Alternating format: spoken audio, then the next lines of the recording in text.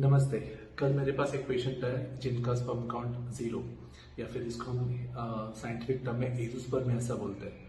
वो पेशेंट ने मुझे पूछा कि सर हमें अभी प्रेगनेंसी रह सकती है अपने शुक्राणु से।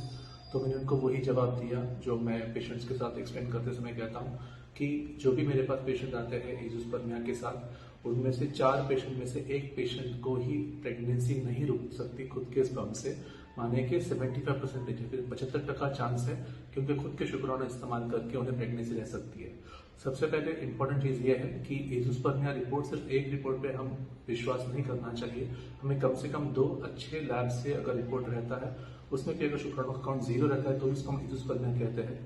एज़ोस्पर्मिया में प्रेगनेंसी नहीं रहने का चांसेस जैसे कहा वैसे 25% ही नहीं रह सकता है खुद के स्पर्म से। इसके पास 2 सिंपल ऑप्शन रहते हैं यूजुअली। एक पहला ऑप्शन रहता है कि दूसरे का शुक्राणु इस्तेमाल करो, इसको हम डोनर आईवीआई कहते हैं, कि जो एक स्पर्म बैंक रहती है वहां से हम जो सीमेन सैंपल लेते हैं उसको वॉश करके हम औरत के अंदर या जो फीमेल पार्टनर है उसके अंदर हम इंजेक्ट करके उनको प्रेगनेंसी दे सकते हैं।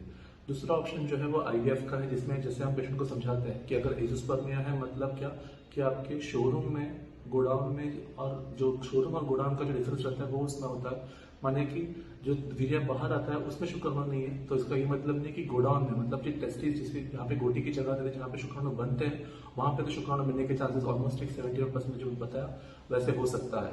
तो ये चीजें जरूरी रखनी चाहिए पेशेंट्स को। जब भी उनके पास रिपोर्ट आता है एज़ोस्पर्मिया का तो घबराइए नहीं, डरिए मत, डॉक्टर के पास सलाह दीजिए। हर एक चीज का सोल्यूशन होता है, बस आपको उस तरफ चल के जाना चाहिए। Thank you.